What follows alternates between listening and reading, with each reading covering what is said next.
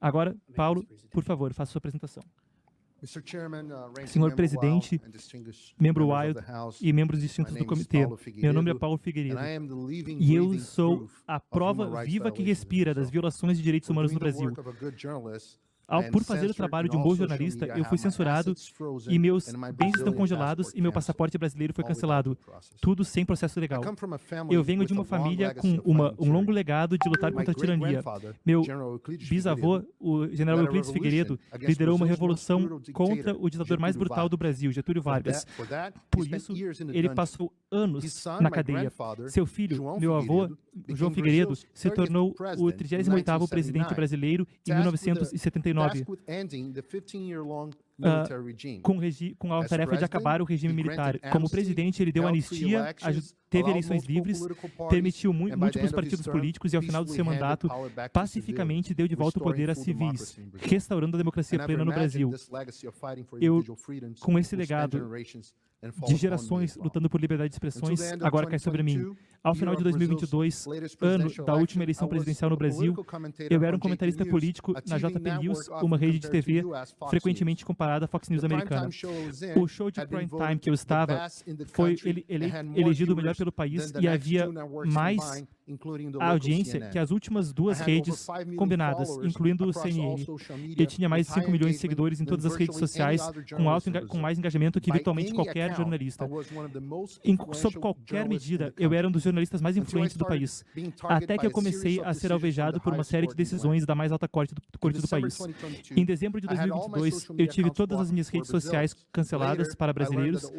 Depois eu descobri que a ordem também congelava meus bens financeiros, suspendia a confidencialidade das minhas transações, ameaçava multas toda vez que eu dizia algo que não estava de acordo com o ministro Alexandre de Moraes e até cancelaram meu passaporte brasileiro.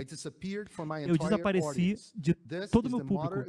Esse é o equivalente moderno de ser mandado por uma cadeia, como foi meu bisavô. Em janeiro de 2022, depois da posse de Lula e as revoltas de 8 de janeiro, o Congresso brasileiro teve um caso contra a JP News, acusando o caso de financiar a revolta e desmonetizaram e ameaçaram a concessão pública e a Jovem Pan cedeu e demitiu todos os seus comentaristas conservadores e adotaram uma linha mais pró-morais.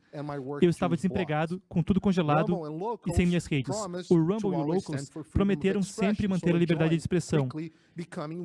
Então, eu me juntei a eles, me tornando um dos principais criadores de conteúdo em cada um, com 120 mil no Rumble e cerca de 6 mil inscritos pagos no Locals. Mas em 2023, ordens absurdas e morais e a supressão, comigo como um dos principais alvos, acabaram fazendo com que ambas as plataformas fossem fechadas para todos os brasileiros.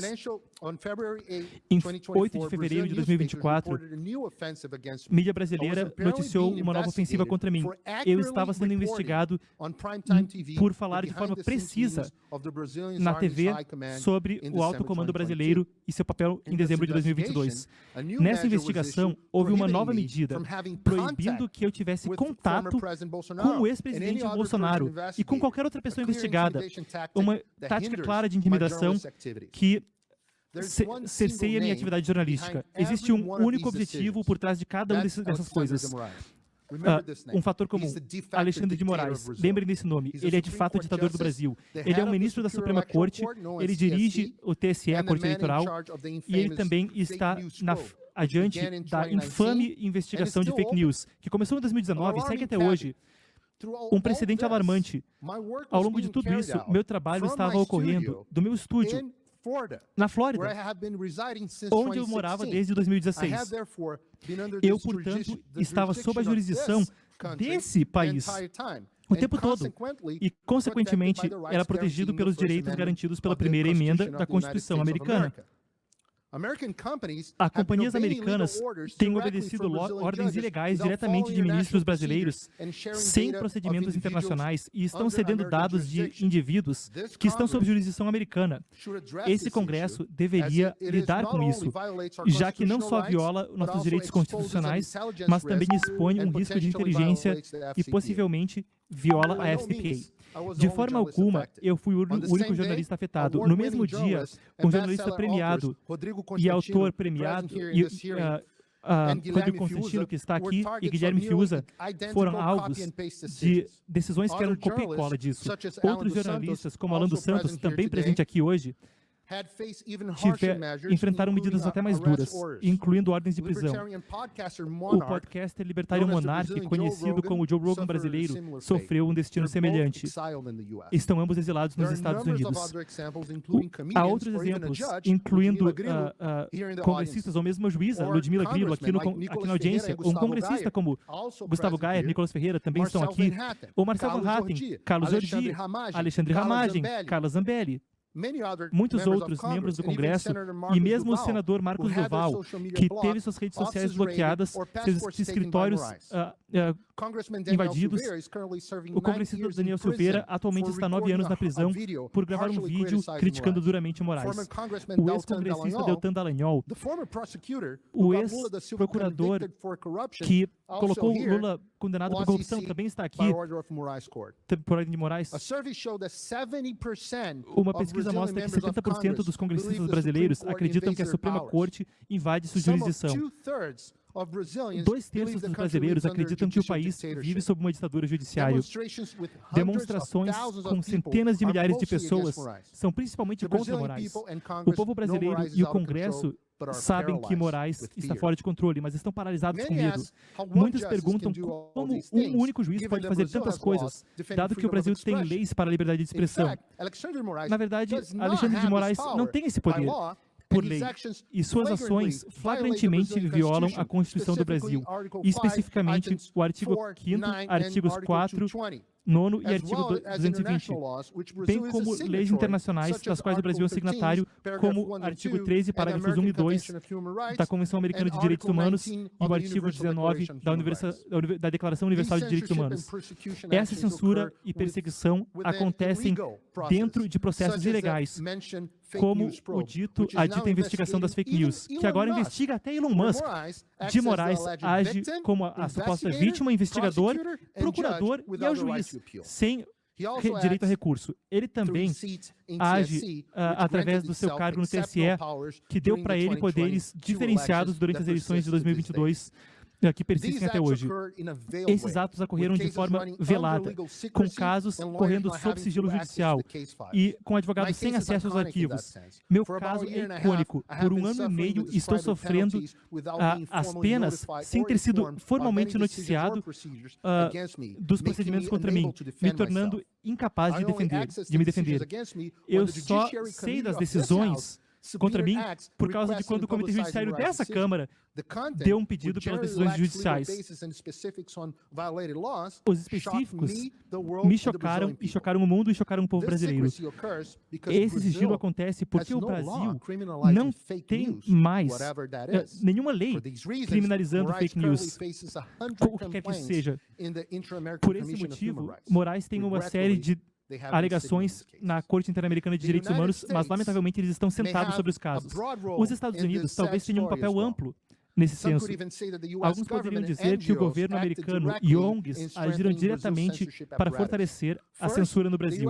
Primeiro, o governo americano talvez tenha ajudado o TSE brasileiro a desenvolver estratégias para, aspas, combater desinformação e tenha fortalecido práticas de censura com agentes do FBI e oficiais do Departamento de Justiça participando em reuniões do TSE, com participação também da Inteligência Brasileira de Inteligência BIM.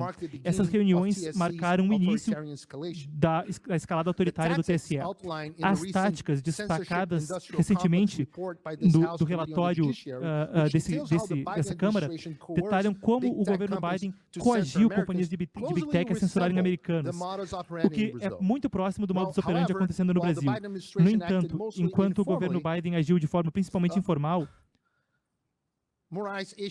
Moraes deu ordens judiciais pela Corte Suprema do Brasil, ameaçando multas em desconexão completa do Brasil para as Big Techs, como aconteceu com o Telegram em 2022.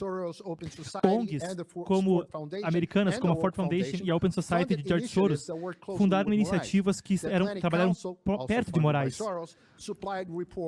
O Foreign cederam relatórios cruciais para sua investigação de fake news.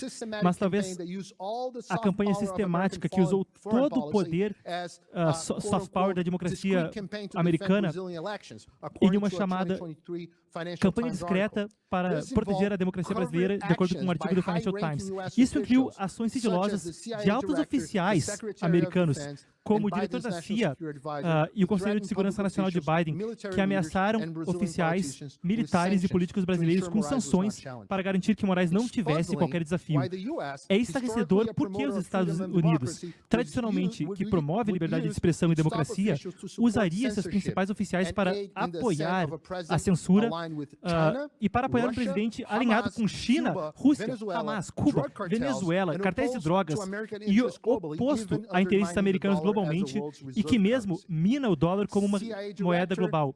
O diretor da CIA, William Burns, e outros oficiais do governo Biden continuaram pressionando oficiais do governo da Silva, ajudando oficiais do governo Lula da Silva e o TSE a, aspas, combater desinformação. O que nós sabemos agora é uma palavra para censurar discurso desagradável. Além disso, uma delegação brasileira que apoia o regime de Lula da Silva, incluindo uma congressista do Partido Comunista, visitou Washington, D.C. semana passada para encontrar membros do Partido Democrata e outros congressistas. Senhor presidente, você sabe muito bem dos imensos desafios que você teve que superar para que essa audiência ocorresse. Bem, no Brasil, no final das contas, cabe ao povo brasileiro resolver seus próprios problemas, mas é importante que os Estados Unidos da América novamente sejam uma força para a liberdade e não mais uma para a censura. O Congresso dos Estados Unidos tem enormes poderes sob sua jurisdição. Peço que os use. Primeiro, garanta que o regime Moraes-Lula pare de operar nas sombras, como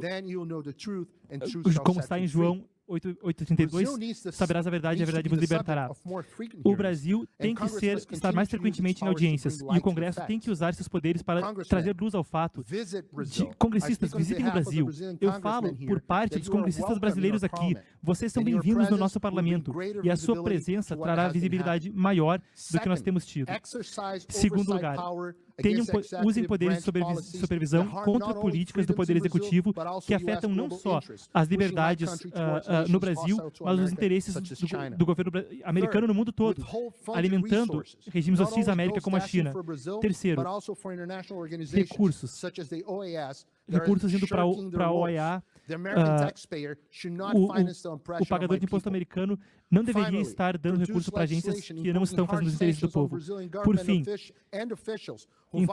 sanções a oficiais brasileiros que violam sanções e sanções a oficiais que violam as liberdades do povo brasileiro.